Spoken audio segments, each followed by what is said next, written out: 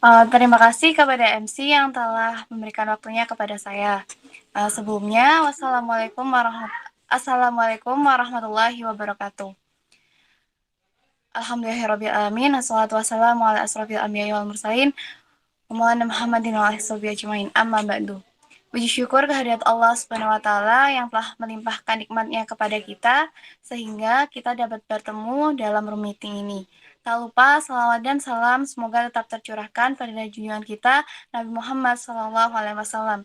Semoga kita termasuk umat beliau yang nantinya mendapatkan syafaatnya. Amin amin ya robbal alamin. Sebelum kita masuk ke materi, saya akan memperkenalkan dulu siapakah pemateri kita pada hari ini.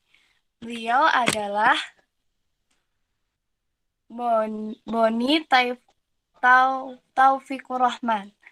Pendidikannya yaitu UIN Sunan Kalijaga, program sarjana bidang studi psikologi, dan juga Pondok Pesantren Wahid Hasim.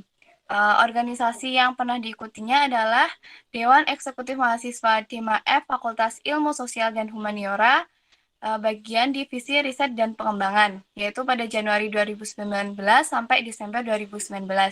Kemudian juga unit kegiatan mahasiswa UKM Eksak pada Divisi Penelitian pada Januari 2019 sampai Desember 2019. Pengalaman kerja beliau adalah sebagai Center for Developing Cooperation and International Affairs atau CDCAA pada staf bidang sekretariat dan juga asisten riset profesor. Penghargaan yang telah diterimanya yaitu sebagai narasumber Seminar Nasional Pemuda dan Bela Negara tahun 2018 yang diadakan oleh Pusat Studi Pancasila dan Bela Negara UIN Sunan Kalijaga. Terus presenter konferensi pengabdian masyarakat tahun 2019 dan juga masih banyak lagi bisa dilihat di screen-nya. Terus penelitian-penelitiannya yaitu Pancasila dan Keberhasilan Sikap Toleransi Beragama pada Pemuda Desa Pengaringan Kecamatan Pejagon Kabupaten Kebumen dan upaya pemenuhan aksesibilitas non-fisik bagi masyarakat tunanetra di UIN Sunan Kalijaga. Berikut CV yang telah saya bacakan. Kita langsung saja mendengarkan pemaparan materi dari beliau, yaitu tentang mekanisme sistematika penulisan KTI. Kepada beliau, waktu dan tempat saya silakan.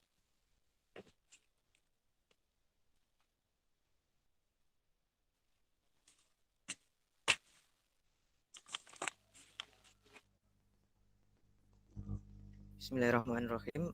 Assalamualaikum warahmatullahi wabarakatuh. Waalaikumsalam warahmatullahi wabarakatuh.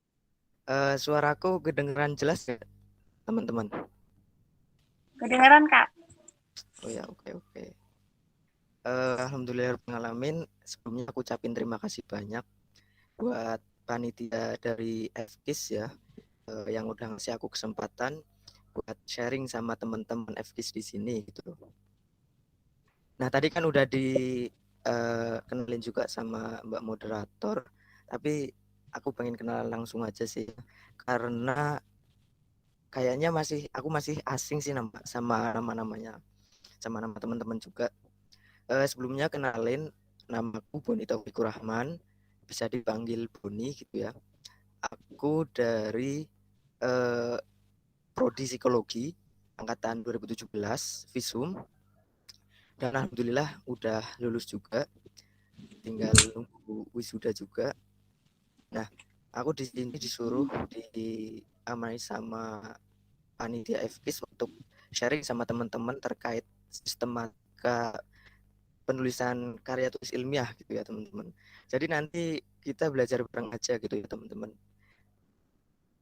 Dan nanti kalau selama aku nyampein materi gitu ya, ada yang nggak sesuai atau ya ada perbedaan gitu ya sama pemahaman teman-teman mungkin yang dikasih dosen di kelas atau selama teman-teman belajar, nanti mungkin bisa didiskusiin juga ya di akhir gitu.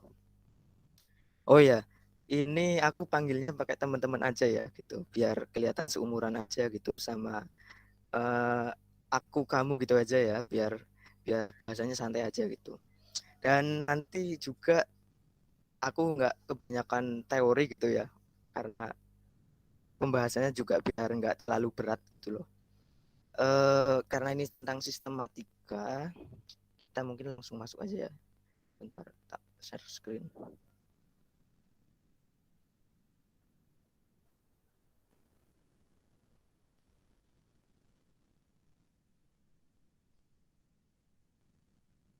Oke, udah kelihatan PPT-nya? Udah, Kak. Oke. Nah, ini kan judulnya sistematika penulisan karya tulis ilmiah ya, untuk writing training FKIS gitu ya. Nah, sistematika gitu ya. Sistematika kalau dari pengertiannya aja kan itu sebuah kerangka gitu ya. Kerangka yang jadi pedoman kita untuk menyusun hasil penelitian kita gitu. Kalau misalnya teman-teman di sini udah punya hasil penelitian, udah penelitian ya dengan benar, udah punya hasil penelitian, tentunya kan harus langsung ditulis di paper gitu ya. Jadi biar nggak cuma laporan hasil penelitian aja, biar nggak data-data mentah aja gitu loh teman-teman. Nah, dalam menuliskan hasil penelitian ke paper kalian nantinya itu juga ada sistematikanya teman-teman. Ada kerangka yang harus diikuti gitu loh sebagai pedoman. Kerangkanya emang per setauku ya, per institusi atau bahkan per fakultas gitu ya, kalau di kampus itu mungkin beda-beda gitu, tergantung kebijakan masing-masing gitu. Tapi emang secara umum kerangka ini sih biasanya sih dari judul paling atas ya, terus sampai nanti ke daftar pustaka atau lampiran-lampirannya juga gitu. Nah, terus guna dari sistematika ini apa sih gitu ya? Sistematika penulisan KTI ini apa sih gunanya gitu loh? Gunanya itu adalah untuk menjelaskan apa, mengapa dan bagaimana sebuah penelitian itu bisa dilakukan gitu loh teman-teman. Jadi kalau misalnya teman-teman di sini udah punya hasil penelitian, terus dituliskan di paper tapi asal-asalan gitu ya maksudnya, dan nggak sesuai sistematika, itu nanti yang ditakutkan hasil penelitian teman-teman itu kurang dipercaya gitu. Orang-orang yang baca hasil penelitian teman-teman itu, yang pertama kurang paham, yang kedua itu kayak kurang percaya itu tadi ya ke hasil penelitian teman-teman gitu loh. Karena kan yang namanya sistematika itu kan sistematis gitu ya, urutan gitu dari yang paling atas sampai yang paling bawah itu harus urut gitu. Karena itu juga kan mencerminkan uh, alur berpikir kita gitu loh teman-teman. Jadi misalnya teman-teman di sini udah punya hasil penelitian, udah penelitiannya itu udah benar-benar, metodenya udah sesuai semuanya, tapi karena teman-teman menuliskannya itu nggak sesuai sama sistematikanya, bisa jadi ya itu tadi validitas, kredibilitas dan keterukuran dari penelitian teman-teman itu bakal dipertanyakan gitu. Itu cuma gara-gara sistematika gitu teman-teman. Dan setauku juga orang-orang itu apa ya istilahnya, agak lupa gitu tentang sistematika. Padahal ini yang paling dasar gitu loh teman-teman. Dasar dari penelitian yaitu adanya sistematika sebagai pedoman kita untuk nulis hasil penelitian kita di paper gitu teman-teman. Selain itu juga kalau kita nulis hasil penelitian kita di paper itu sudah sesuai sama sistematikanya gitu ya, udah sesuai sama sistematika yang ditetapkan, itu kan nanti bisa menjawab apa sih isi dari penelitian teman-teman kan gitu. Kenapa sih teman-teman ngelakuin penelitian ini sih gitu? Apakah penting sih penelitian ini untuk dilakukan? Itu kan bisa terjawab semuanya ketika itu sesuai sama sistematika gitu. Dan bagaimana cara teman-teman melakukan penelitian itu kan juga ada gitu ya ketika sesuai sama sistematika. Itu di bab 4 biasanya hasil atau metode gitu ya. Nah, analoginya gini teman-teman. Kalau sistematika kan itu kerangka ya, pedoman kita. Analoginya gini. Kalau teman-teman mau buat layang-layang gitu ya teman-teman, itu kan harus ditentukan berapa jumlah bambunya. Ini misal layang-layang yang kalau pakai bambu gitu ya. Berapa jumlah bambunya, terus tebal tipisnya itu kan harus ditentukan gitu. Yang seberapa, yang tengah ini seberapa kan gitu. Terus atasnya ini bentuknya gimana, yang bawah bentuknya gimana. Itu kan gitu. Terus tengah-tengahnya mungkin ini pakai benang atau pakai apa. Terus ini apa ya istilahnya ya? Yang untuk apa ya istilahnya? Nyamak itu pakai apa? Kertas kah atau plastik kah atau apa? Itu kan perlu ditentuin gitu loh, teman-teman. Tujuannya apa ya? Tujuannya biar layang-layang itu bisa terbang. Dan setelah terbang ya biar bisa seimbang. Itu juga kayak analogi kayak penelitian itu, teman-teman. Ketika udah ngikutin sistematika di penelitian itu, nantinya teman-teman juga apa ya, penelitian teman-teman itu bisa validitasnya itu bisa tinggi gitu, kredibilitas dan reliabilitasnya itu bisa bisa terjamin gitu. Jadi orang-orang bisa percaya ketika baca penelitian teman-teman gitu. Gitu loh. Itu analogi kalau di dari layang-layang gitu ya. Masuk nggak analoginya?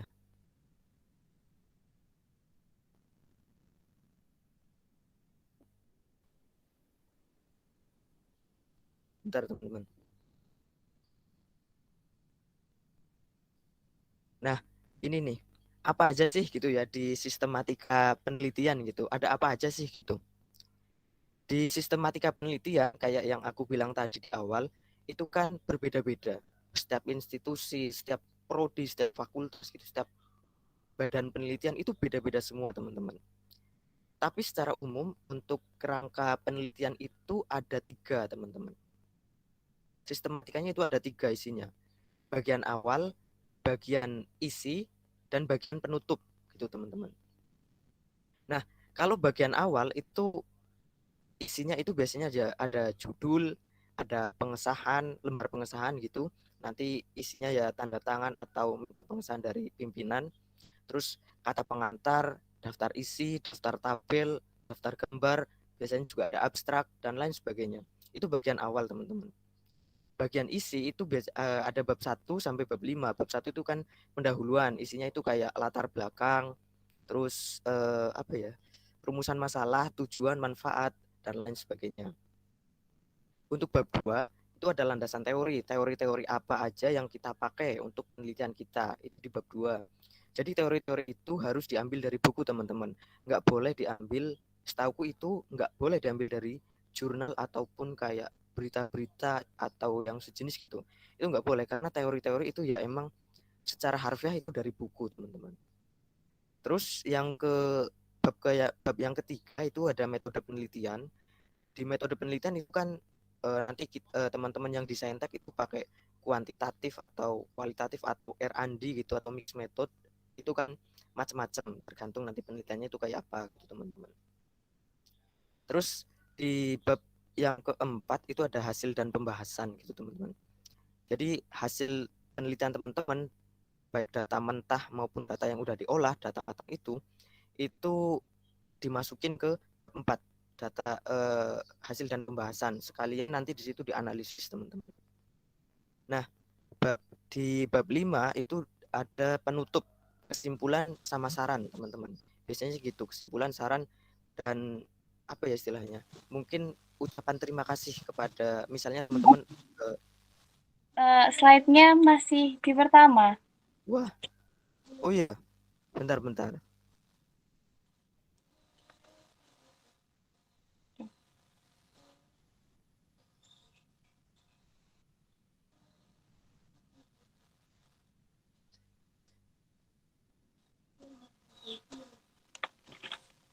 Udah kelihatan? Ini yang kedua.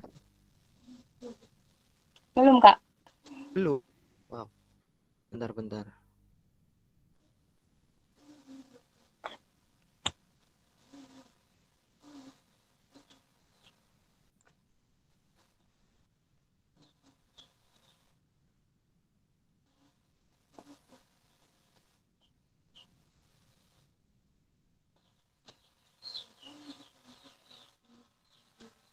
Kelihatan? Ya, kelihatan dah. Nah, ini pakai PDF ya. Nah, ini tadi yang sistematika ya. Aku ulangi ya, nggak apa-apa ya. Kalau sistematika ini kan tadi kerangka ya, pedoman untuk kita menuliskan hasil penelitian gitu. Kalau teman-teman udah punya hasil penelitian, udah lakuin penelitian, udah punya hasil penelitiannya, itu kan harusnya ditulis ke paper, ke Word itu loh. Maksudnya biar bisa gitu kan, nggak mungkin tuh hasil penelitian kita cuma mangkrak di laptop kita gitu. Itu kan paling nggak dipublikasi biar orang-orang juga pada tahu gitu. Baik itu nanti diikutkan ke di apa ya, di submit, dikirim ke jurnal penelitian, atau ikut lomba LKTI, atau ikut konferensi, seminar, dan lain sebagainya. Itu kan banyak event-eventnya. Itu kan biar tujuannya biar orang-orang tahu hasil penelitian kita, dan orang-orang itu kan bisa memberi masukan kepada penelitian kita gitu loh. Nah, secara umum kerangka penelitian ini kan sama sebenarnya, dari judul sampai ke daftar pustaka dan lampiran-lampiran kalau ada gitu ya. Tapi emang per badan penelitian atau per fakultas, per prodi kalau di UIN ya, itu kemungkinan besar juga punya sistematika yang beda-beda gitu, punya guideline yang berbeda-beda. Apalagi kalau buat nulis tugas akhir gitu, kayak skripsi, disertasi dan lain sebagainya, itu kan punya guideline beda-beda gitu. Tapi secara umum sama, kayak judul sampai ke daftar pustaka gitu. Nah, sistematika ini tujuannya ya untuk biar orang-orang itu tahu penelitian kita itu apa sih, tentang apa penelitian kita itu. Kenapa kita ngelakuin penelitian itu, teman-teman? Seberapa penting sih penelitian kita gitu untuk dilakuin? Itu kan orang-orang jadi tahu ketika penelitian kita itu sesuai sama sistematikanya gitu. Dan gimana sih cara kita ngelakuin penelitian itu dan hasilnya itu kayak apa? Itu kalau sesuai sama sistematika itu bisa kelihatan semua, teman-teman. Karena kalau misalnya teman-teman udah ngelakuin penelitian ya yang kayak aku bilang tadi, tapi enggak apa ya istilahnya, enggak dituliskan sesuai sama sistematika, tulisnya misalnya acak-acakan gitu ya, takutnya nanti orang-orang itu susah percaya gitu, kepercayaan terhadap penelitian teman-teman itu rendah gitu, teman-teman, karena ya nggak sesuai sama sistematikanya. Karena sistematika itu kan sistematis gitu ya, dari yang awal sampai yang akhir gitu. Dan sistematika itu kan menggambarkan cara berpikir gitu loh, teman-teman. Kalau penelitian teman-teman udah bagus, hasilnya udah bagus, dan emang bisa untuk referensi, misalnya solusi dari masalah yang kita teliti udah ketemu, udah bagus, tapi menuliskan di sistematikanya itu nggak sesuai, itu ya acak-acakan, dan orang yang baca pasti bakal mikir ini alur berpikir dari si penelitinya ini mungkin bermasalah gitu, karena sistematikanya bermasalah gitu, teman-teman. Nah, terus ini analoginya ini kayak layang-layang, teman-teman. Kalau kita mau buat layang-layang ya, ini kan layang-layang bambu gitu ya. Misalnya gini, teman-teman mau buat layang-layang. Nah, itu kan harus ditentuin berapa jumlah bambunya. Terus ketebalannya itu berapa gitu ya. Bambu yang bagian atas, yang bagian bawah itu tebal tipisnya itu sama apa enggak. Terus yang tengah ini ukurannya gimana kan gitu. Terus apa ya istilahnya, teksturnya kayak apa gitu. Terus yang buat ini, yang warna oranye ini, itu dari plastik kah, atau dari kertas kah, atau dari apa gitu, itu kan perlu ditentuin gitu. Terus yang bagian atas, yang bagian bawah itu kan perlu ditentuin gitu. Ya biar apa, biar layang-layang itu kan bisa terbang lagi gitu, teman-teman. Bisa terbang, dan harapannya ketika terbang itu kan bisa seimbang gitu. Analogi sistematika penelitian itu ya kayak gitu, teman-teman. Jadi nanti ketika sistematika itu udah diikuti gitu ya, itu harapannya kan penelitian itu bisa dipercaya oleh orang-orang ketika dibaca, dan validitas reliabilitasnya itu bisa terjamin gitu, teman-teman. Analoginya masuk nggak? Masuk ya. Nah, kayak yang aku bilang tadi, secara umum itu sistematika itu ada 3 bagian, teman-teman. Bagian awal, bagian isi, dan bagian penutup. Nah, di bagian awal itu biasanya terdiri dari judul penelitian teman-teman itu apa, terus halaman pengesahan gitu ya, teman-teman. Halaman pengesahan teman-teman itu biasanya diperoleh dari misal minta ke dekanat atau ke rektorat gitu misalnya. Terus ada kata pengantar, daftar isi, daftar tabel, atau daftar gambar misalnya ada, dan abstrak gitu. Dan mungkin ada beberapa tempat atau institusi gitu ya yang mengharuskan misalnya di bagian awal ini ada tambahan lagi misalnya gitu. Itu kan ada gitu. Intisari dan lain sebagainya itu kan ada. Terus bagian kedua itu ada yang namanya bagian isi. Bagian isi itu dari bab 1 sampai bab 5 gitu. Kalau secara umum gini ya, bab 1 sampai bab 5. Bab 1 itu isi pendahuluan, kayak latar belakang, rumusan masalah, terus manfaat dan tujuan, itu biasanya gitu. Terus kalau bab 2 itu kan landasan teori. Itu teori-teori yang kita pakai di penelitian kita. Dan itu harus dari buku, teman-teman. Setauku itu harus dari buku, nggak boleh dari jurnal atau majalah atau artikel apa gitu, teman-teman. Karena secara harfiah itu kan, kalau teori itu kan adanya di buku gitu, dan jurnal-jurnal kayak majalah misalnya itu kan kalau ada pun ada teori pun itu juga ngutip biasanya dari buku gitu, teman-teman. Nah, bab 3 itu metode penelitian gitu. Kita mau pakai metode apa gitu, kuantitatif, kualitatif, mixed method atau R&D gitu. Kalau di saintek biasanya mungkin R&D gitu ya, pengembangan gitu ya. Nah, di bab 4 itu ada hasil dan pembahasan, teman-teman. Jadi hasil penelitian teman-teman gitu ya, misalnya uji lab gitu ya, uji laboratorium, saintek kan uji laboratorium gitu ya. Hasil ujinya itu dilampirkan di situ. Di apa ya istilahnya? Diolah dulu terus nanti di dicantumkan di bagian hasil dan pembahasan, juga dianalisis di bagian pembahasan itu. Sedangkan untuk bagian penutup itu kesimpulan dan saran. Kesimpulan dari penelitian teman-teman itu apa, saran itu kekurangan dari penelitian teman-teman apa gitu. Dan untuk nanti penelitian ke depan itu gimana baiknya gitu. Itu bagian saran, teman-teman.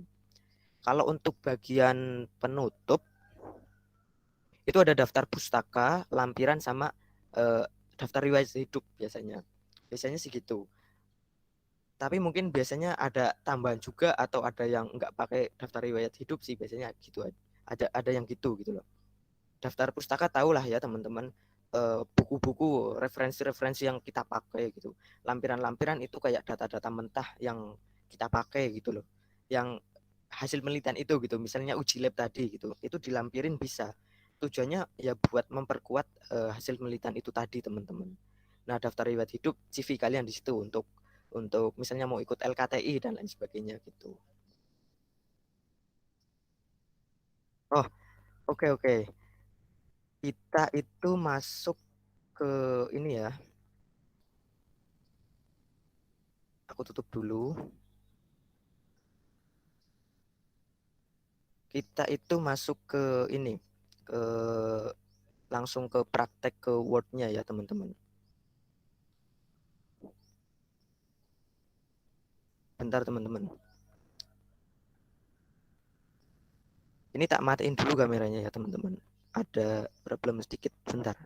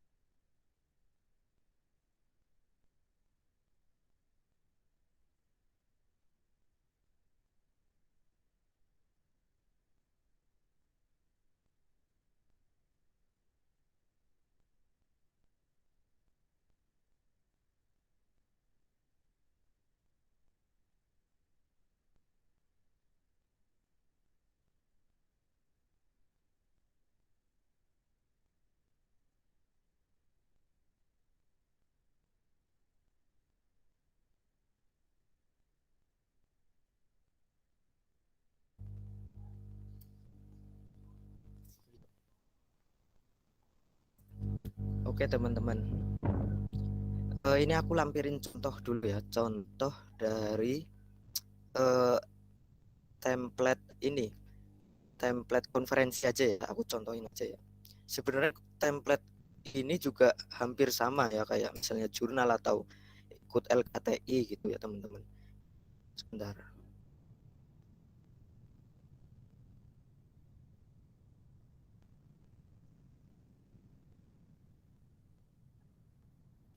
Nah ini, udah kelihatan teman-teman?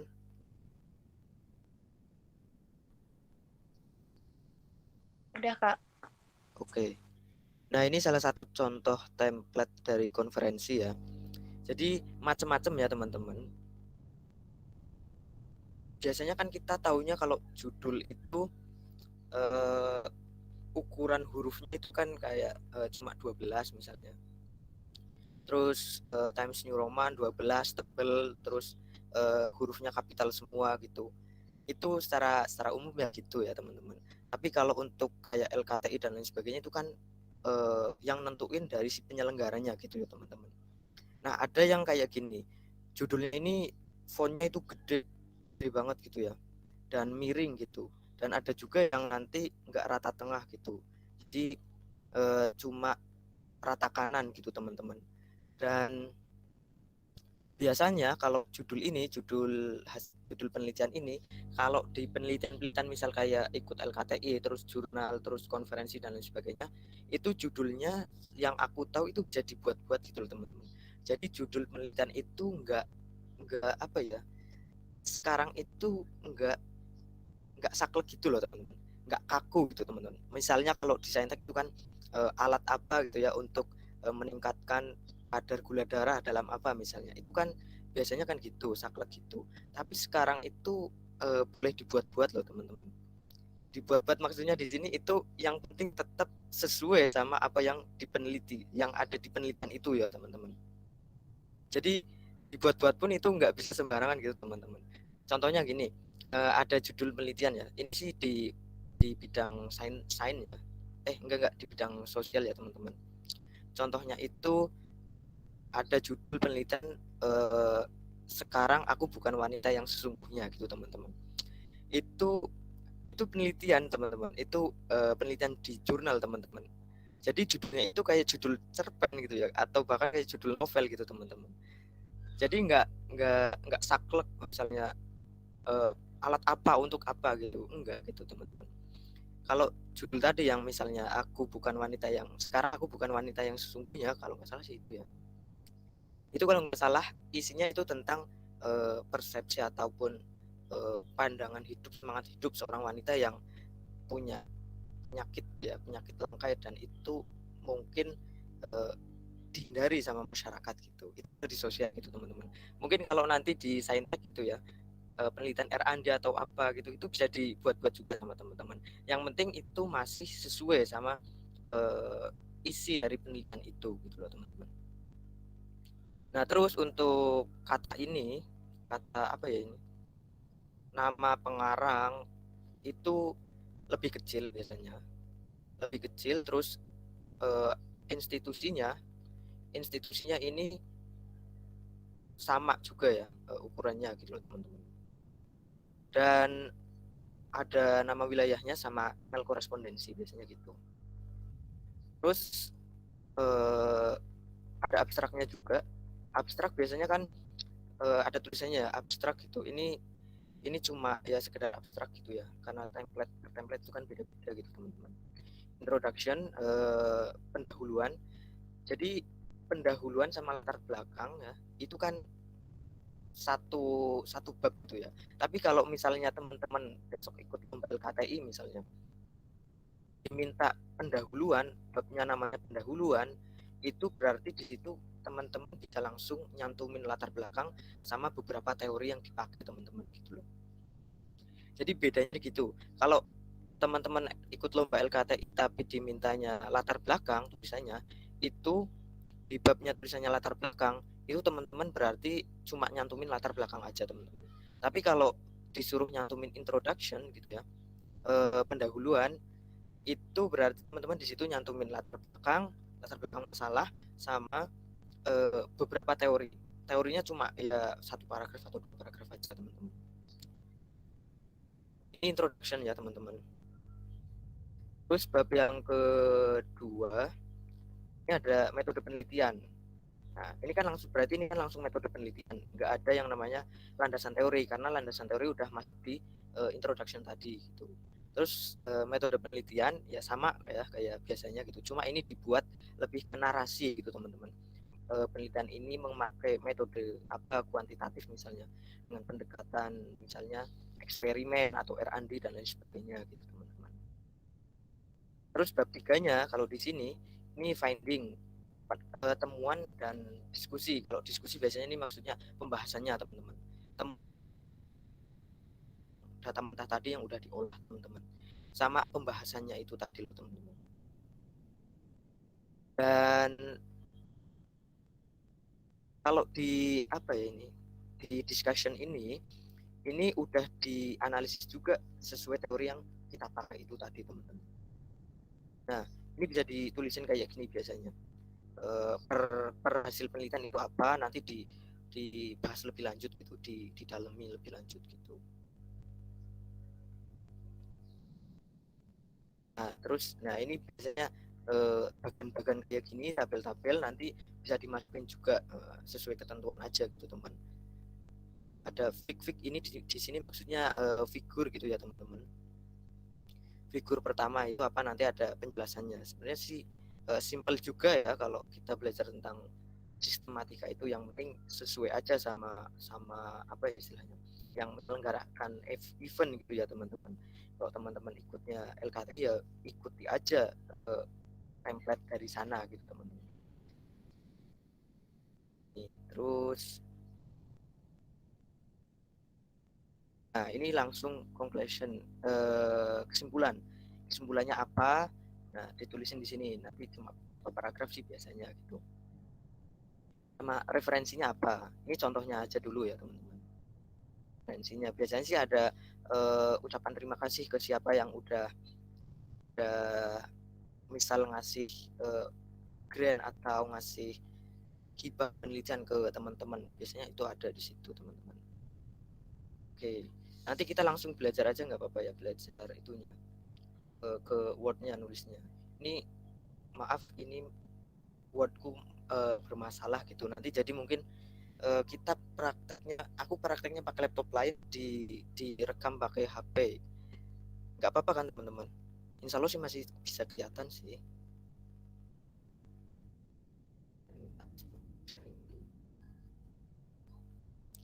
Bentar teman-teman, tak bukain yang lain, tak bukain contoh yang lain ya teman-teman.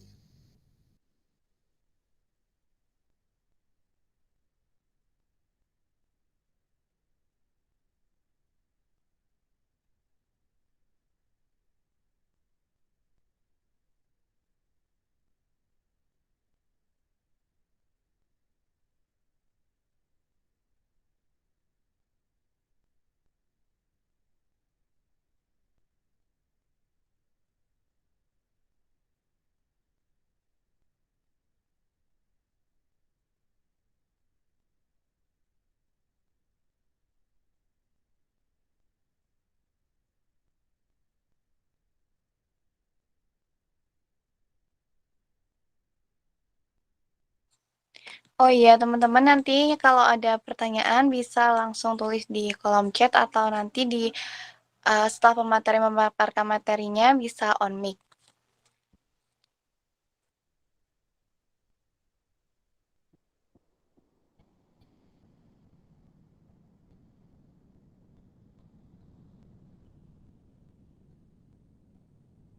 Nah teman-teman kelihatan nggak? Udah kelihatan belum ini? Udah. Nah ini contoh ya, mungkin dulu sih yang LKTI yang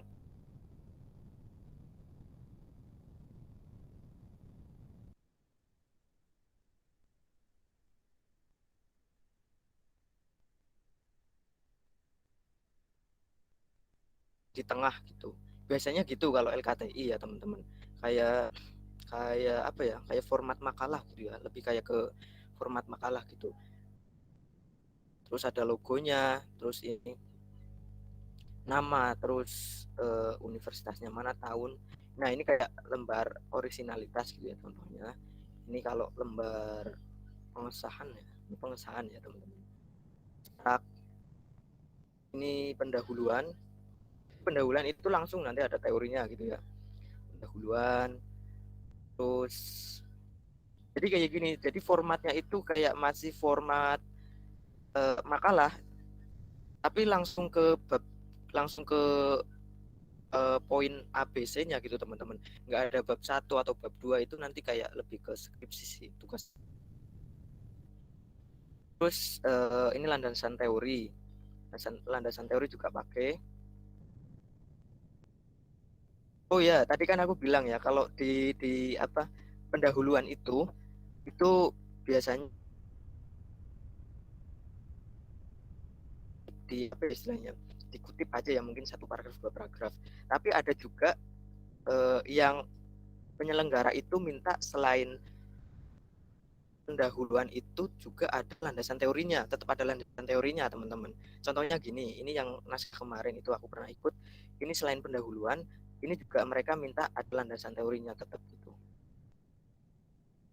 Nah,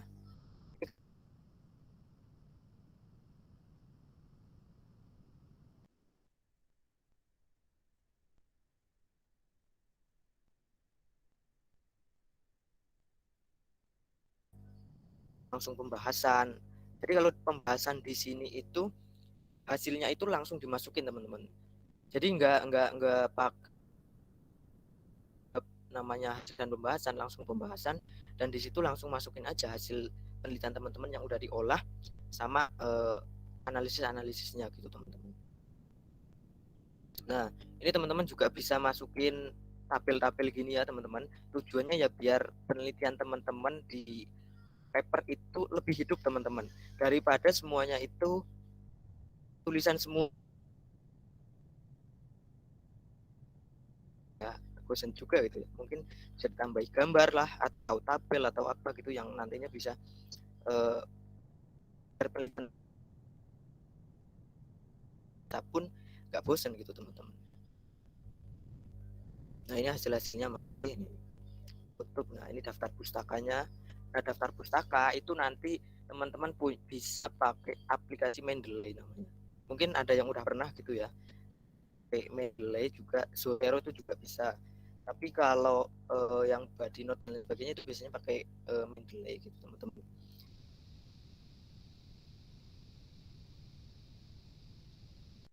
Untuk daftar pustakanya, nah ini untuk daftar riwayat hidupnya dan sebagainya gitu teman-teman. Nah lampiran-lampirannya itu kan banyak gitu ya. Kalau bisa lampiran-lampiran itu dicantumin ya teman-teman kalau mau misal mau ikut gitu, karena sangat penting itu ya beneran gitu, kuat untuk memperkuat juga hasil penelitian. Oke, tadi kan 2 contoh udah aku liatin ya, template jurnal sama LKTI gitu ya teman-teman. Nah sekarang kita latihan aja ya, aku tunjukin langsung aja ya, kayak misalnya buat judul, terus layoutnya kayak gimana tuh. Bentar, stop sharing dulu.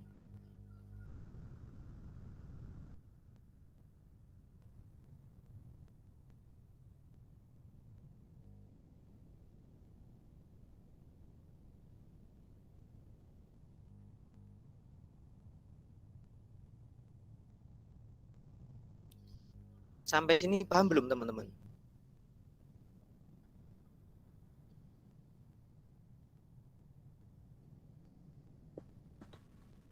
Gimana teman-teman? Apakah udah paham? Atau mungkin nggak apa-apa diselingi pertanyaan kalau ada pertanyaan? Oh iya, bisa. Kalau tidak ada, bisa kakaknya bisa lanjut ke materi. Oh ya, oke. Bentar, ini tak buka laptop ya.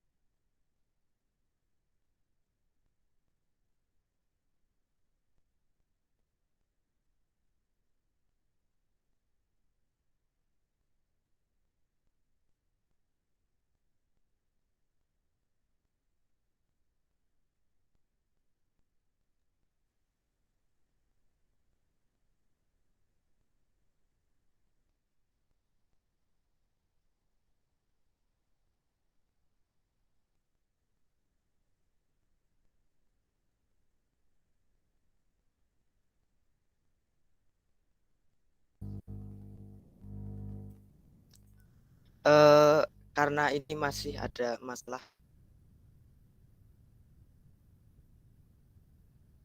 di Word-nya, jadi kalau kita ke sharing session dulu gimana? Nanti untuk aku tunjukin prakteknya itu di akhir gimana? Di akhir sesi gimana?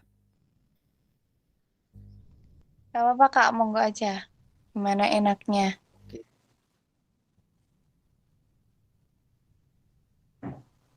bentar ya, tak share yang tadi.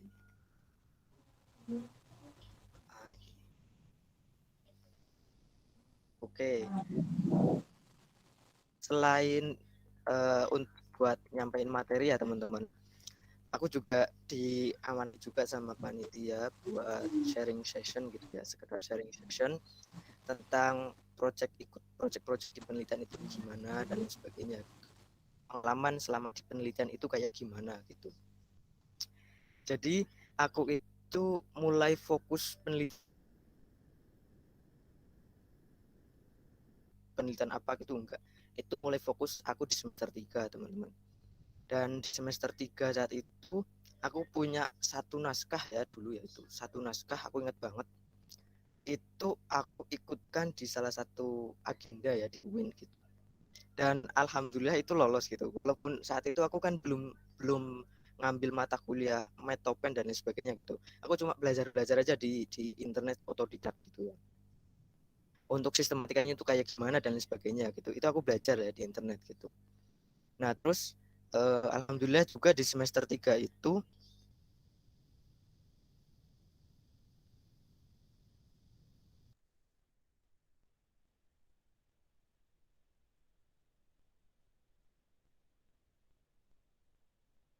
dan saat itu aku yang paling muda gitu teman-teman, semester 3 dulu ya, masih semester 3 awal-awal, dan yang lain dosen, dekan sama uh, mahasiswa ada, cuma dia itu S2 teman-teman. Dan saat itu juga ada salah satu tokoh nasional ya, Prof Prof Mahfud MD, mungkin teman-teman familiar ya sama nama beliau gitu ya. Saat itu satu panggung aku nyampein di situ juga di seminar nasional itu, dan aku juga kaget kok bisa diundang ke situ gitu awalnya gitu, deg-degan banget gitu ya. Pertama kali aku jadi narsum di seminar nasional itu, itu semester 3 itu. Awalnya deg-degan banget, cuma ketika udah ngomong, udah tanya jawab dan lain sebagainya, aku ngerasa banyak orang gitu tuh. Seneng gitu, seneng dan bangga juga saat itu ya, karena paling paling muda ya, saat itu paling muda gitu loh. Dan ternyata jadi narsum di seminar nasional itu juga sekaligus menurutku jadi pintu gerbangku gitu loh teman-teman. Makanya aku lebih fokus lagi di semester 3 itu untuk penelitian, untuk rajin ngelakuin penelitian ya, baik sendiri Terus itu mulai penelitian ya kuliah sambil ngerjain beberapa project mandiri gitu ya. Misalnya ada seminar, ada konferensi ya, event konferensi itu kan biasanya ada call for paper itu yang namanya. Mungkin teman-teman bisa searching ya nanti ya. Call for paper sama itu kan ada. Nah, ketika kita submit penelitian kita ke call for paper itu misalnya, itu kita kalau lolos kita ngomong di konferensi itu. Jadi presenter sih biasanya namanya presenter gitu teman-teman. Dan aku ngerasa seneng sih di situ gitu loh teman-teman. Karena kalau penelitian ya kalau bidangku kan sosial gitu ya, ketemu orang gitu ya. Dan penelitianku itu kan di lapangan gitu, lebih banyak di lapangan gitu. Kalau bisa ketemu orang banyak gitu ya teman-teman, bisa ketemu orang-orang baru, masyarakat baru, budaya baru, terus tempat-tempat baru gitu ya teman, pasti sirkulasi yang baru gitu, itu bagiku seneng banget gitu.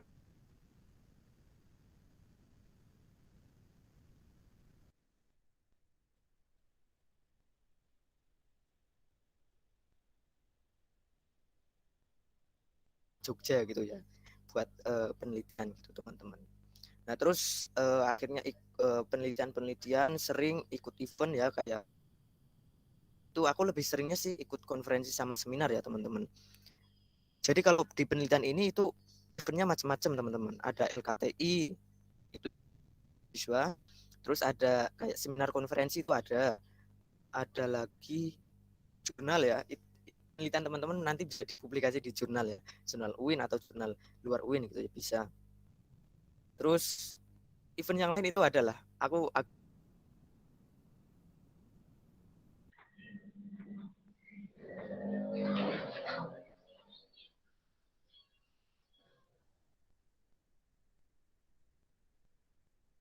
juga pernah ikut satu kali aku pernah ikut LKTI diajak sama teman gitu, dan alhamdulillah ya, juga juara juga saat itu, juara 2 dan best presenter juga saat itu tahun 2019 kalau nggak salah 2019 gitu. Eh, Terus ikut penelitian terus ya, tim sama mandiri juga, dan benefit lainnya juga mulai muncul teman-teman gitu loh teman-teman. Itu sebagai pintu gerbang gitu teman-teman. Jadi kalau teman-teman di sini udah prefer ke penelitian, udah senang di penelitian gitu ya, saranku lanjutin aja terus gitu teman-teman. Pasti benefitnya itu pasti ada gitu. Keuntungan bagi teman-teman untuk lebih baik itu pasti ada teman-teman. Dan di semester berapa ya? Kalau nggak salah semester 5 kayaknya. Semester 5 itu karena dosenku juga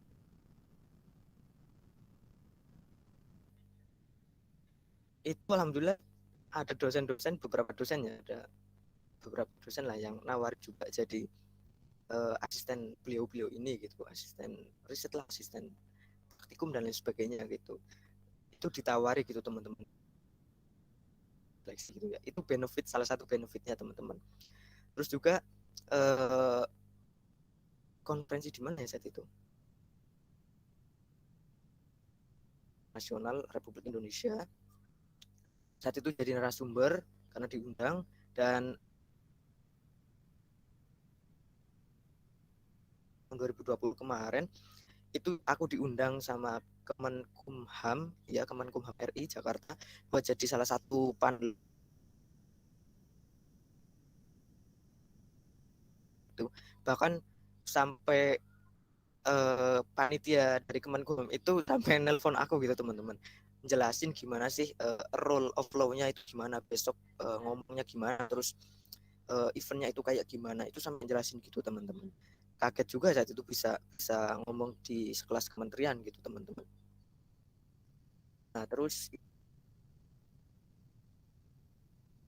ya gini teman-teman, dari penelitian-penelitian itu, dari ikut konferensi, dari ikut lomba gitu teman-teman, 2020 kemarin alhamdulillah dapat penghargaan dari UIN yang ini teman-teman. Jadi salah satu mahasiswa teladan mutu di UIN gitu tahun 2020. Alhamdulillah banget.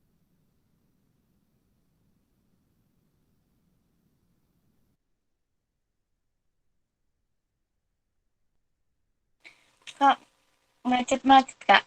Dapat, seneng banget sih saat itu gitu, karena kaget juga kok bisa juga dapat mahasiswa teladan mutu gitu teman-teman, sama sertifikatnya saat itu ada gitu. Nah ini satu konferensi internasional di Kemenkumham. Ini Pak Menteri lagi bicara itu gitu ya. Pak Menteri saat itu lagi bicara. Nah, terus kalau masalah kerjaan itu juga ada impact-nya benar-benar teman-teman. Untuk masalah kerjaan itu dapat benefitnya teman-teman. Ketika kita udah prefer sama udah fokus ke penelitian gitu ya, udah ikut event-event dan lain sebagainya, udah juga bisa jadi apa ya istilahnya? Jadi pengalaman tersendiri gitu ya. Dan perekrutan itu kan rekrut itu juga lihat pengalaman teman-teman juga, atau selain organisasi juga pengalaman lainnya itu apa gitu teman-teman. Itu benar-benar dipertimbangkan gitu. Dan alhamdulillah juga kemarin sebelum sebelum baru lulus ya, kemarin baru lulus bulan April itu, eh, setelah itu alhamdulillah udah diterima juga ya di bidang penelitian juga. Nah itu salah satu benefitnya teman-teman, benefit dari penelitian itu. Ketika kita udah prefer ke penelitian, udah senang, udah fokus ke penelitian. Dan yang terbaru kemarin alhamdulillah juga diterima untuk semacam summer school di Harvard University dengan ambil ekonomi politik di bidang psikologi tentunya ya, karena prodiku dari psikologi gitu teman-teman. Alhamdulillah kemarin keterima dari puluhan ribu orang yang daftar gitu ya dari seluruh dunia. Cuma diambil berapa ratus ya, 200-an kalau nggak salah buat ikut summer school itu di Harvard.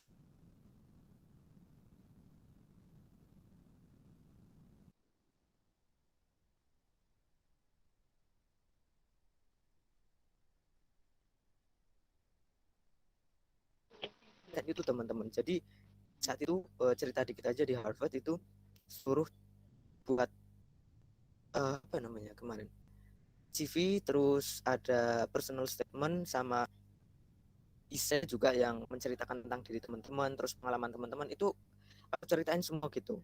Salah satu penelitian, salah satu cerita di pas di project penelitian itu kayak gimana gitu teman-teman. Itu sih benefit-benefit yang didapat ketika teman-teman udah prefer, udah istilahnya itu udah mendalami penelitian. Saranku kalau udah seneng, dalami aja terus teman-teman gitu. Dan jangan lupa, jangan cuma mendalami teman-teman, jangan lupa ikut eventnya gitu teman-teman, ikut agendanya teman-teman. Ya misal kalau teman-teman baru mulai, bisa ikut agenda di lingkungan UIN gitu. Itu kan per fakultas atau prodi itu kan biasanya ada lomba kayak LKTI atau ngadain konferensi atau seminar, itu kan ada. Coba aja gitu teman-teman, siapa tahu kan rezeki gitu. Kalau udah di UIN misalnya udah pernah lolos atau udah pernah menang di UIN, coba di UIN gitu teman-teman, misalnya di UN ya atau di Gajah Mada, itu kan bisa teman-teman. Dan saranku kalau ikut lomba-lomba misalnya kayak saranku itu kalau ikut, eh, bisa ikut teman-teman ini, kalau bisa saranku untuk ikut LKTI misalnya itu ya dari universitas yang notabene bukan dari PTKI teman-teman, bukan dari PTKI-an teman-teman. Misalnya nih teman-teman kan dari Saintek, bisa ikut lomba yang diadain sama ITB, IPB, Unair, UB dan lain sebagainya, ITS dan lain sebagainya. Bukan apa-apa sih teman-teman, soalnya kan kita dari PTKI,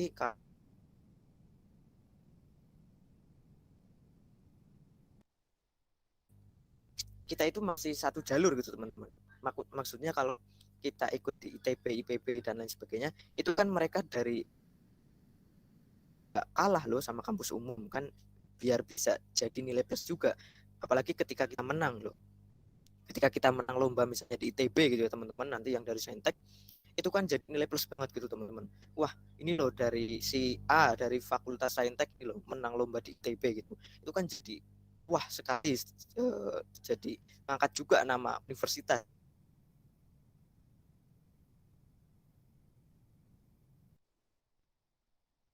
Itu kan pasti challenge-nya lebih tinggi kalau di pemerintahan itu, karena yang ikut lebih banyak itu teman-teman.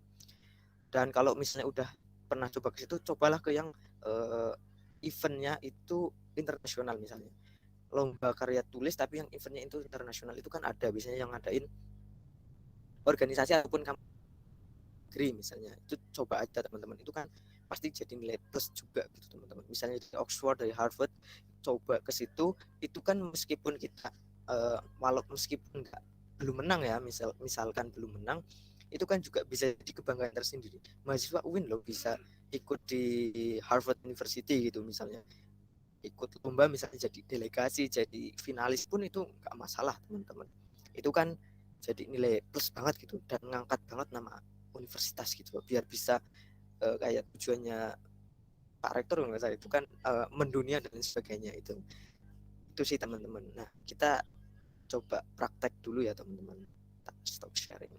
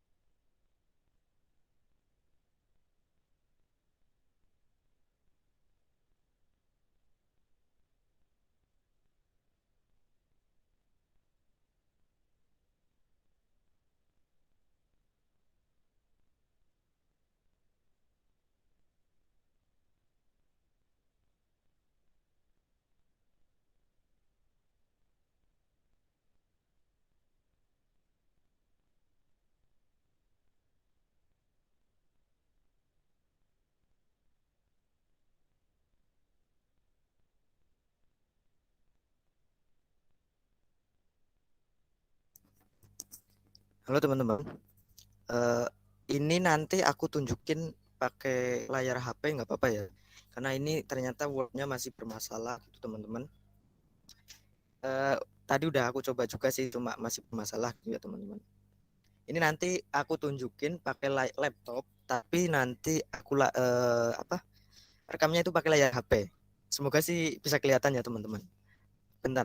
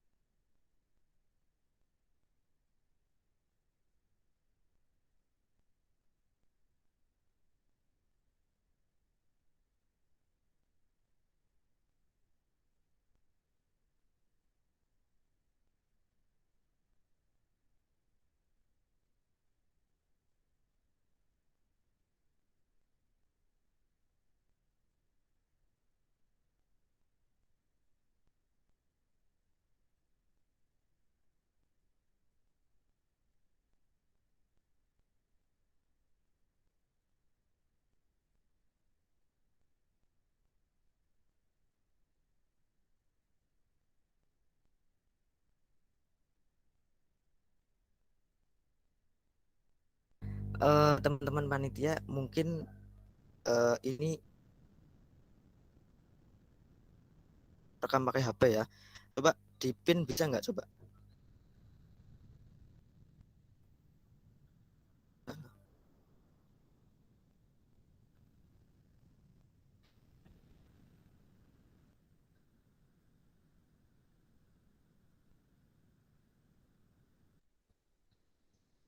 Bisa nggak dipin coba?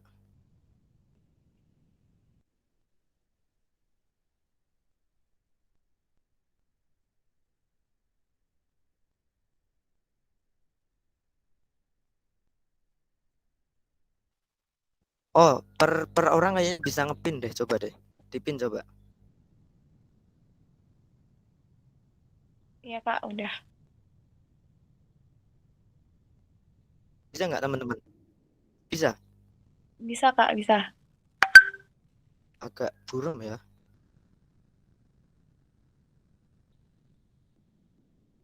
Oke, oke. Oke, oke. Kita mulai nih. Nah, untuk judul ini kan ini. Kalau untuk LKTI biasanya gini, tebal sama apa ya istilahnya? Kapital semua hurufnya.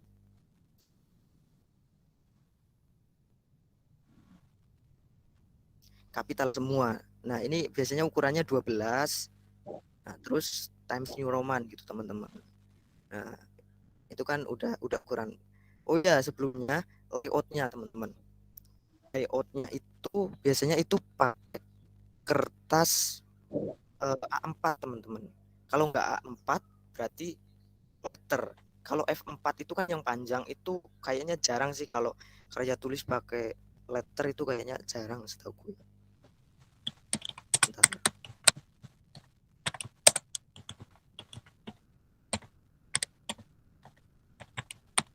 Agak lambat. Nah, untuk rata kanan udah kelihatan belum teman-teman? Untuk rata kanan kiri biasanya kalau yang atas, kalau standar di Indo ya biasanya untuk top bagian atas itu 4. Nah, untuk kiri juga 4, untuk bawah sama kanan.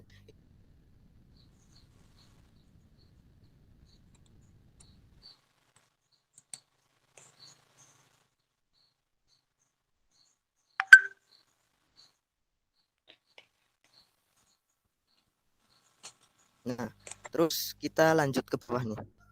Ini kan judul. Spasinya itu 1,5 teman-teman. Ini aku jelasin yang secara umum aja ya teman-teman. Jadi nanti kalau misalkan teman-teman ikut LKTI dan lain sebagainya itu harus ditentuin, harus disesuaikan maksudku sama sana. Dan kalau bisa harus benar-benar apa ya istilahnya? Harus detail gitu teman-teman. Harus sama gitu ya.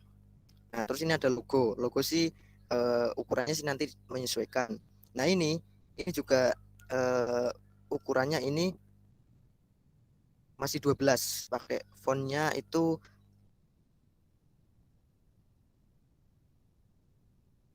New Roman ukuran 12. Nah, terus ada disusun oleh nama sama NIM sama angkatan universitas gitu. Nah, ini lembar pengesahan.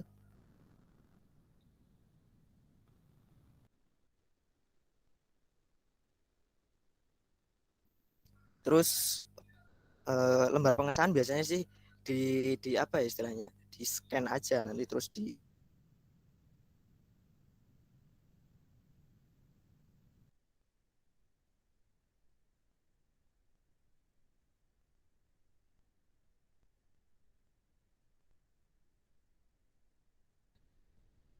kelihatan nggak teman-teman? Kelihatan Kak, sampai di abstrak. Oke, oke. Abstrak ini biasanya ya tulisannya itu ada di tengah ya teman-teman, kayak biasa ada di tengah. Terus untuk tulisannya ini rata kanan kiri, jangan lupa teman-teman. Rata kanan kiri dan spasinya ini itu satu, bukan 1, kah? Tapi kalau abstrak itu satu. Jangan lupa itu satu. Dan biasanya kan ada gininya nih. Biasanya ada remove source after paragraph. Nah, ini diklik teman-teman. Nah, itu yang benar kayak gitu teman-teman. Nah, ada kata kunci. Kalau kata kunci ini semua yang dipakai ya teman-teman.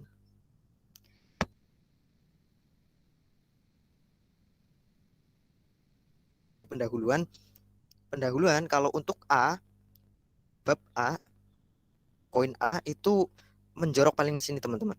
Nah, jadi ikut sini. Kelihatan teman-teman? Nah, jadi menjorok ke sini, paling ke sini menjorok. Jadi jangan ke sini misalnya kayak gini, jangan menjorok teman-teman, paling menjorok. Nah, terus untuk spasi ini antara A dan tulisan ini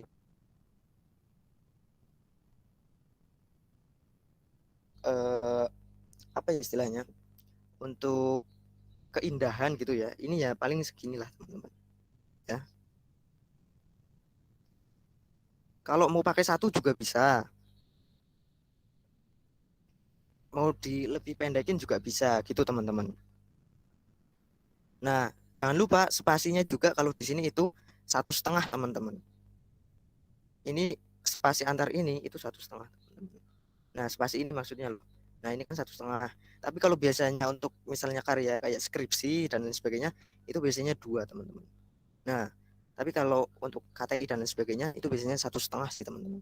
Jangan lupa rata kanan kiri dan ukuran kertas itu ya tetap ukurannya itu A4 semua misalnya kanan kiri atas bawah itu 4433 jangan lupa ya teman-teman. Kelihatan kan teman-teman?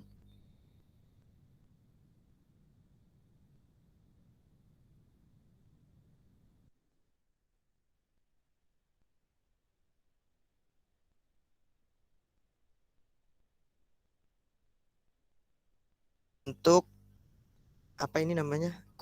Sitasi teman-teman. Untuk sitasi teman-teman yang udah aku bilang tadi, ini sitasi ini maksudnya. Nah, Laguerre 1999 itu teman-teman bisa pakai aplikasi Mendeley namanya. Nanti teman-teman bisa download ya Mendeley gitu. Mendeley. Nah, nanti tinggal Mendeley itu kayak manajemen referensi gitu loh teman-teman. Referensi misalnya jurnal buku dan lain sebagainya itu bisa dimasukin ke situ dan nanti tinggal teman-teman masukin aja gitu ke Word-nya gitu teman-teman. Nah, kita bisa kalau yang manual, misalnya teman-teman laptopnya itu kurang support atau udah full memory gitu. Hal Mendeley gitu teman-teman. Nah, teman-teman bisa pakai cara yang manual ini teman-teman. Kelihatan ya? Bentar teman-teman. Klik ini reference. Bentar teman-teman.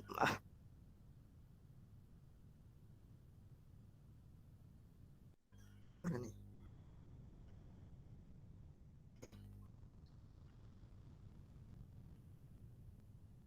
Bentar teman-teman.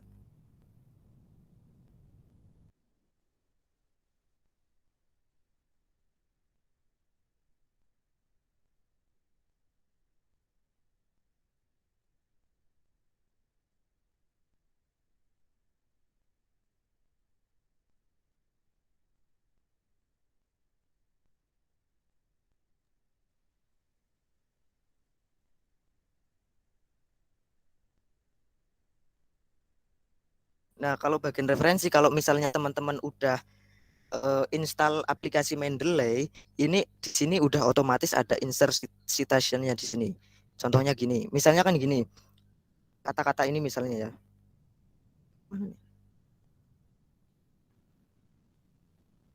Bentar teman-teman. Nah, misalnya ini kata-kata tentang ini di belakang tulisan JDIH ini mau aku kasih sitasi ya teman-teman contohnya. Nah, insert aja, insert citasi misalnya gitu. Tapi kalau misalnya tadi ya yang kita manual, kita tinggal ini aja teman-teman. Bentar teman-teman. insert biblio.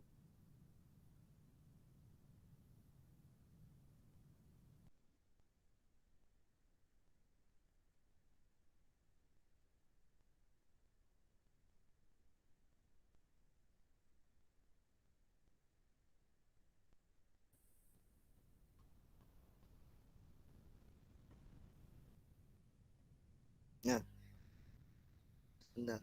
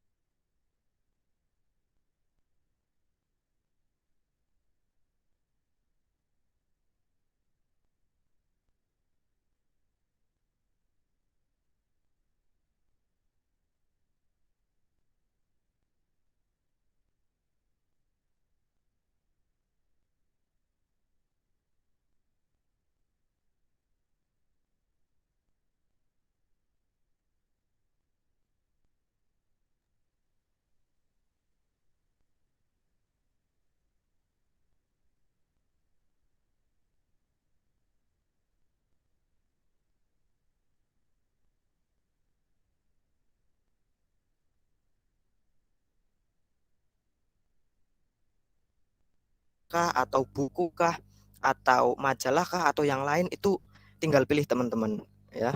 Tinggal pilih, jadi nanti tinggal masukin namanya, gampang banget kok, tinggal masukin namanya, terus nama judul jurnalnya misalnya itu apa, terus halamannya itu berapa, tahun terbitnya itu berapa misalnya gitu, itu bisa teman-teman. Nah, terus di oke nanti bisa langsung keluar teman-teman. Itu gampang banget sih sebenarnya. Ini kayaknya masih loading terus sih teman-teman, jadi agak susah.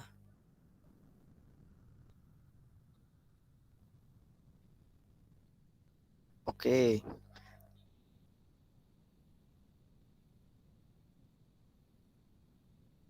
sama teman-teman kayak gini misalnya.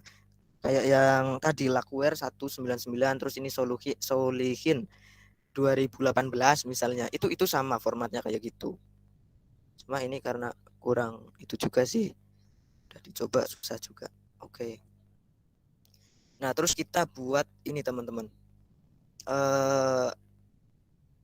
Apa ini namanya? Daftar isi teman-teman.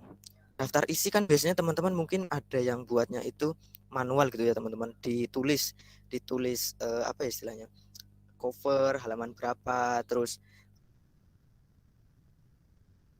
bisa buat langsung gitu ya teman-teman, buat otomatis maksudnya.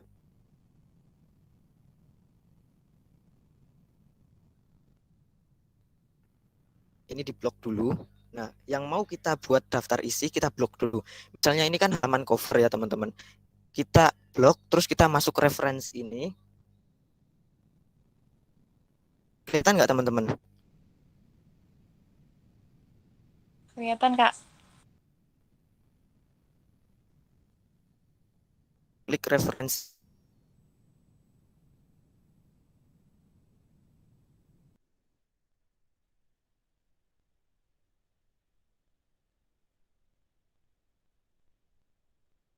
Oke, klik add text ini kelihatan kan?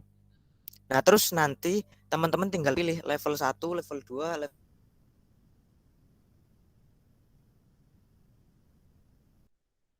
judul atau bab ya.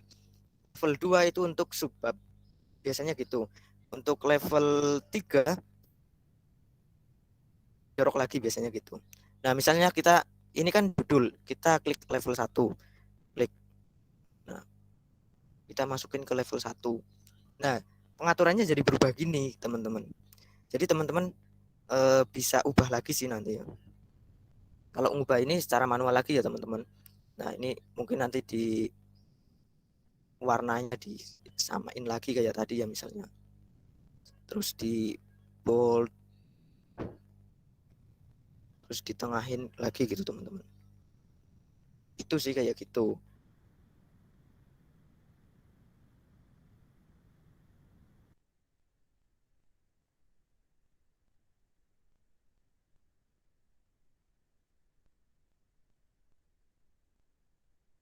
surat rekomendasi peserta misalnya teman-teman.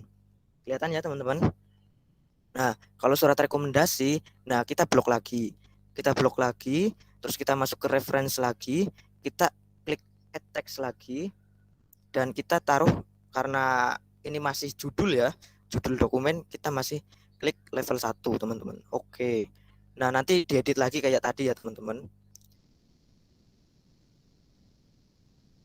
Bisa dimasukin. Ini pendahuluan, misalnya pendahuluan ini kan masuknya ke bab, ke level 1 ya teman-teman. Level 1. Udah. Terus untuk subbabnya, nah contohnya ini teman-teman, ini kan bab ya, landasan teori itu kan bab 1, berarti masuknya bukan bab 1. Kalau Islam moderat ini kan subbab ya teman-teman, kita masukin ke level 2 teman-teman. Nah oke, udah masuk. Kalau udah masuk ada tandanya sih sebenarnya. Nah kalau udah, itu contoh ya, sekedar contoh aja ya teman-teman. Nah kita buat daftar isinya gitu teman-teman.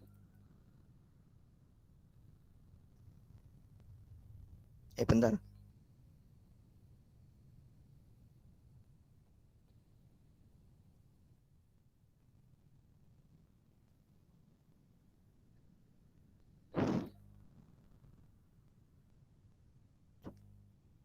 Nah, untuk misalnya nih di sini ya, kita mau buat daftar isinya,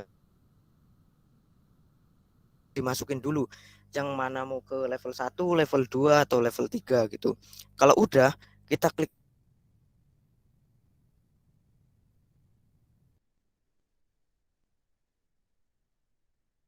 Kalau udah, kita masuk ke reference lagi, terus pilih table of contents. Nah, kita tinggal pilih teman-teman. Jadi nanti langsung otomatis ke tulis semuanya, ke level 1, 2, 3 dan lain sebagainya, itu otomatis langsung masuk semuanya. Benar teman-teman. Sebenarnya ini tinggal milih itu aja sih, model tabelnya itu kayak apa. Mungkin teman-teman kalau lagi praktek bisa tuh sekalian ditulisin di terus teman-teman.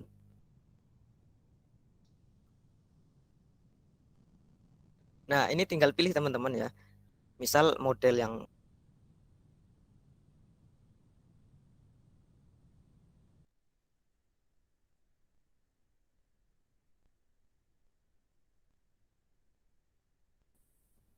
nah ini kan udah kebuat teman-teman. Nah, kan ini kan udah masuk kan.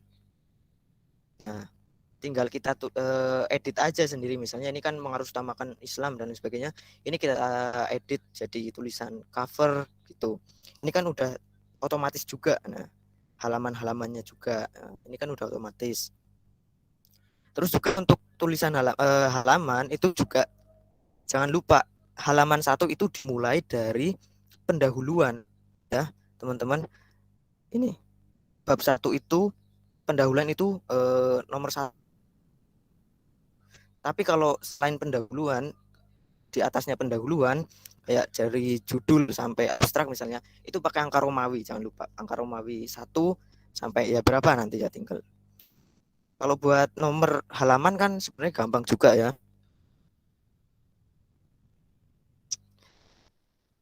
Bentar teman-teman. Oke. Kalau buat nomor halaman kan ini kayak di apa ya, agak lupa aku bener.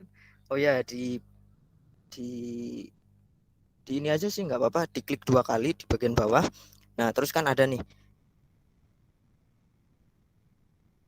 Nah terus teman-teman tinggal pilih nomor di atas, yang di bagian atas atau yang di bagian bawah atau yang di bagian oh enggak, kalau enggak atas berarti bawah gitu ya. Nah terus nanti teman-teman tinggal nyesuaiin aja, misalnya biasa atau ABC-an atau Romawi dan lain sebagainya, itu tinggal pilih aja teman-teman, tinggal disesuaiin. Sebenarnya gampang banget kan gitu ya, tinggal tinggal nyesuaiin aja gitu teman-teman.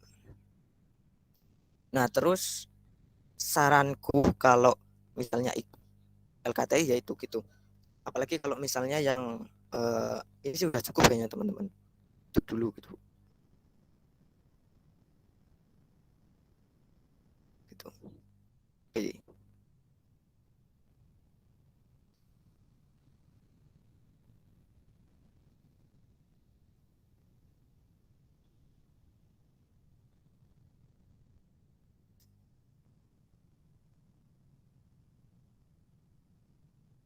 Teman di sini mau ikut LKTI yang kayak tadi atau bahkan misalnya submit ke jurnal gitu ya. Kalau teman-teman udah punya penelitian yang benar-benar mau submit gitu, itu harus ikutin benar-benar ya teman-teman guideline itu. Karena kadang orang itu cuma udah punya penelitian ngikut sama guideline yang biasanya gitu secara umum, terus langsung disubmit ke LKTI atau jurnal atau seminar gitu.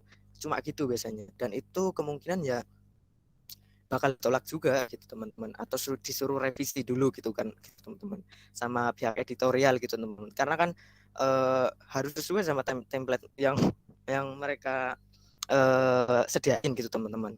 Apalagi kalau teman-teman submit ke jurnal yang, kalau jurnal yang terindeks Scopus gitu ya, pernah dengar kan ya teman-teman, jurnal Scopus gitu ya, yang internasional itu. Kalau teman-teman nggak ngikutin sistematika mereka, kerangka mereka itu 1 hari aja dikirim,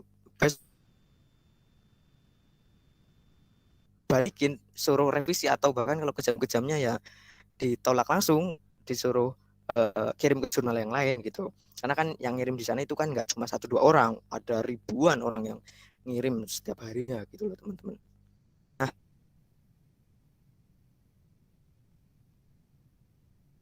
mohon maaf karena presentasinya itu nggak maksimal karena kendala laptop. Nggak tahu ini tadi subuh baru tak buka kok, Windows-nya nggak, Microsoft-nya itu udah trouble gitu teman-teman. Misal ada yang belum mudeng, teman-teman bisa japri aku, WhatsApp aku aja gitu teman-teman.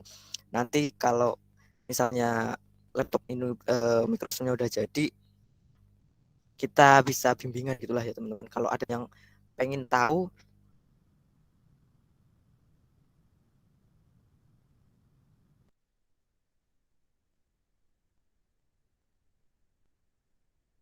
maaf,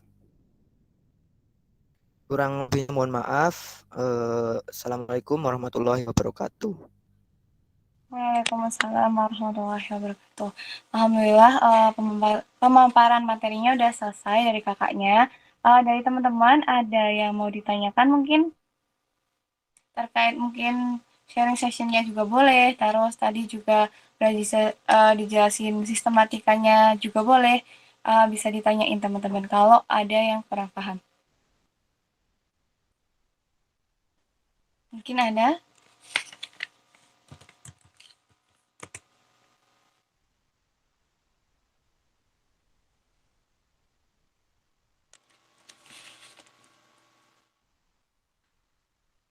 Oh, ini Kak, ada pertanyaan dari teman kita, No Rizky.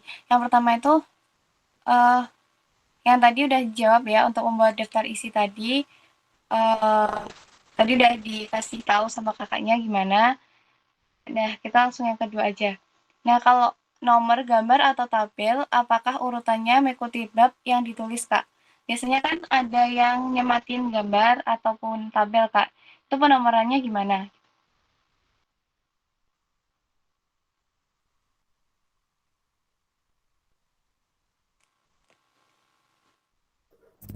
Iya, kalau setauku ya, kalau untuk gambar, tabel atau grafik dan lain sebagainya, itu penomoran sesuai sama penempatannya gitu teman-teman. Kalau misalnya di bab 1 ya berarti urutan gitu, dari bab 1 misalnya udah ada gambar, tabel dan lain sebagainya, itu urutan dari situ, berarti itu gambar atau tabel nomor 1. Terus ke bawahnya ya terus-terusan urutan 2, 3 dan lain sebagainya gitu teman-teman. Terus pertanyaan ketiganya, karena tadi kakak membahas paper, untuk ikut lomba call of paper sendiri, apakah bayar kak dan kira-kira berapa biasanya? Kalau aku sendiri ya teman-teman, setauku itu emang ada yang bayar. Kalau yang bayar itu biasanya nasional atau internasional itu ada yang bayar teman-teman. Kalau bayar biasanya itu ya kalau yang setauku ya kalau yang internasional yang nasional paling itu kisaran ya 500.000 lah, 500.000, kisaran 500.000. Kalau yang internasional bisa kisaran 1 sampai 2 juta misalnya, itu mahal-mahalnya. Tapi kalau selama yang aku ikuti itu aku selalu ini tips buat teman-teman semua gitu. Selalu cari yang free teman-teman, yang gratis teman-teman. Ya walaupun itu emang seleksinya mungkin lebih ketat gitu ya teman-teman. Kalau aku sih gitu teman-teman, karena menurutku asik aja gitu ketika bisa ikut event yang di situ gratis teman-teman gitu. Selain benefitnya dapat, kita kompetitifnya juga dapat sih kalau menurutku gitu. Berarti memang ada yang berbayar dan juga enggak. Cuman memang yang enggak berbayar tuh lebih kompetitif gitu.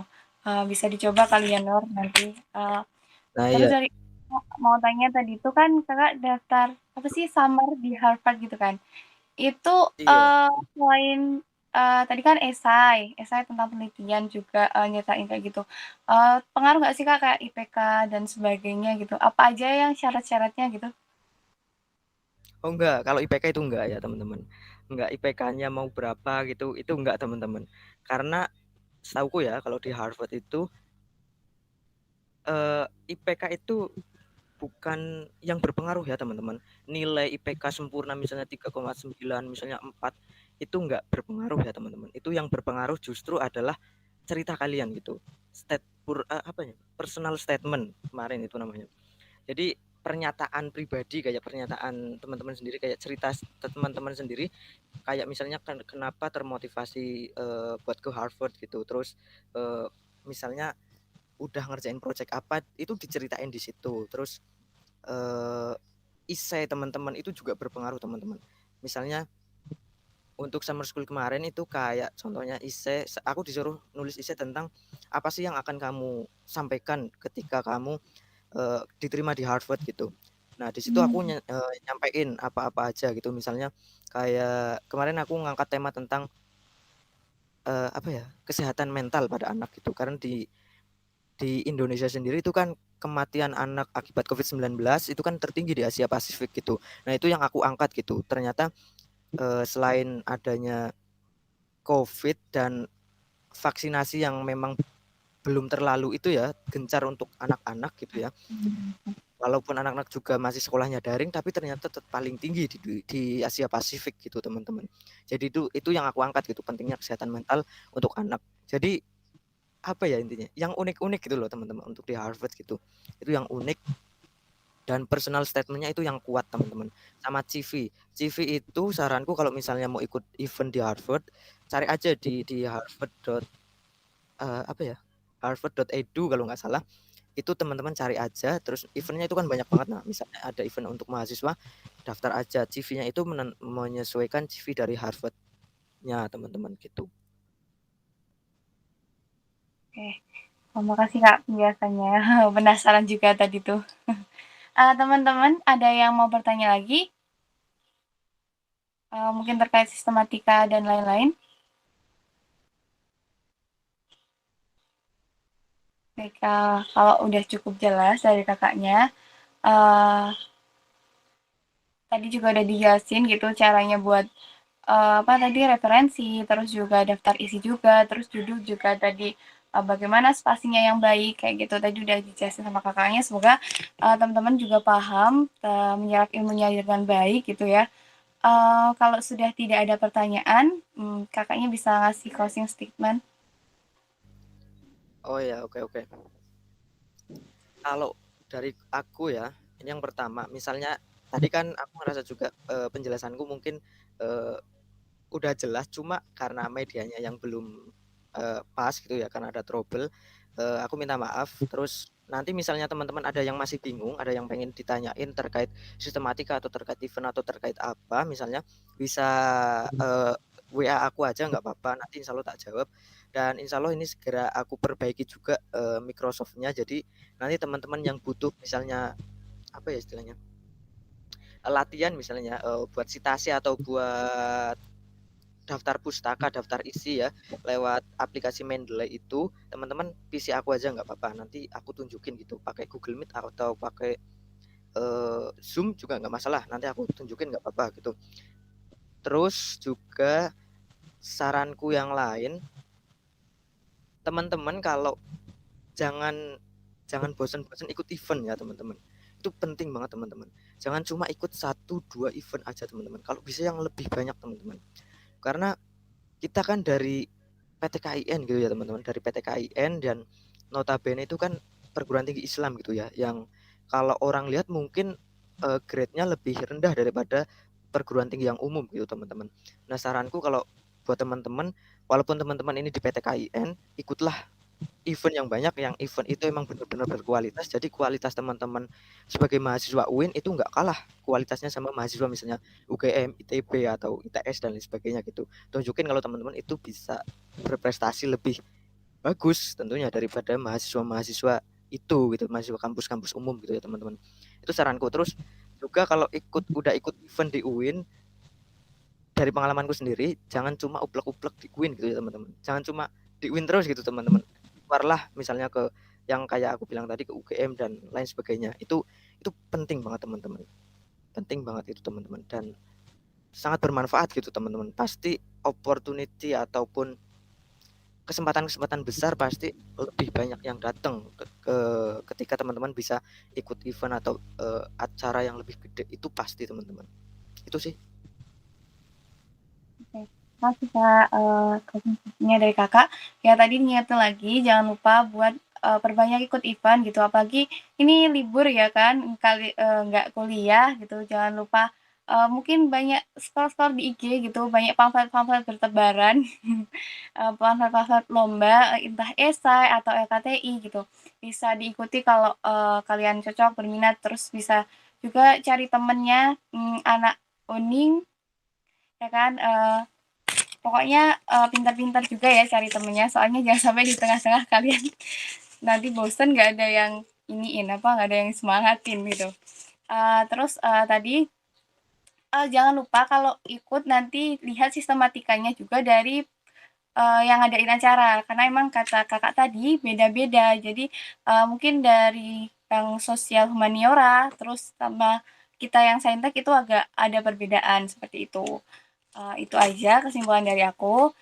Terima kasih Kak atas ilmunya hari ini. Pemaparan materinya juga terima kasih banyak. Uh, Cukup sekian. Terima kasih teman-teman. Wassalamualaikum warahmatullahi wabarakatuh. Acara saya serahkan kembali kepada MC. Waalaikumsalam warahmatullahi wabarakatuh. Wah, terima kasih banyak udah dari pemateri Mas Boni dan moderator kita kali ini Mbak Farha yang udah memandu acara kita pada kali ini, pada pagi hingga siang hari ini dengan lancar. Semoga ilmu yang kita dapatkan dapat bermanfaat dan dapat kita implementasikan dalam kehidupan sehari-hari. Baiklah, untuk acara berikutnya adalah acara sesi foto bersama. Dimohonkan kepada peserta untuk bisa on kamera agar kita bisa mendokumentasikan kegiatan hari ini.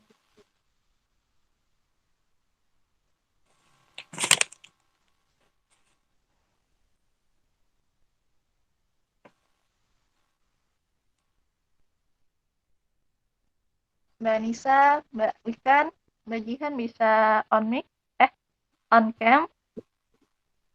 Mbak Rosita, Mas Zaini bisa on cam.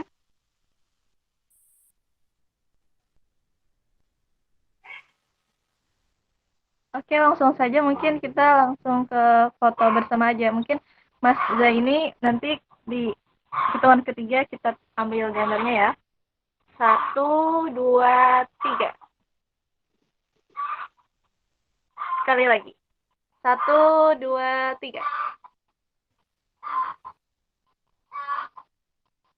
Oke, mungkin udah untuk foto bersamanya udah dulu ya. Ya Mas Boni, untuk insert card-nya nanti menyusul, soalnya masih dalam proses pembuatan Mas. Mohon maaf sebelumnya. Baiklah, Untuk menutup acara kita pada siang hari ini, marilah kita bersama-sama mengucapkan hamdalah. Alhamdulillahirabbil alamin. Saya selaku MC dan panitia yang bertugas mengucapkan mohon maaf sebesar-besarnya jika ada hal yang kurang berkenan selama acara berlangsung. Dan saya juga mengucapkan terima kasih banyak kepada Mas Boni yang sudah mau berkenan berbagi ilmu dan pengalaman yang Kakak dapat kepada kita semua. Baiklah, saya akhiri acara kita pada siang hari ini dengan akhir kata, wassalamualaikum warahmatullahi wabarakatuh. Waalaikumsalam. Jumpa lagi teman-teman, tetap semangat, tetap jaga kesehatan. Silahkan bagi yang mau live untuk meninggalkan room Gimit ini. Oke. Kok direkord? Masih direkord. Sampai jumpa lagi.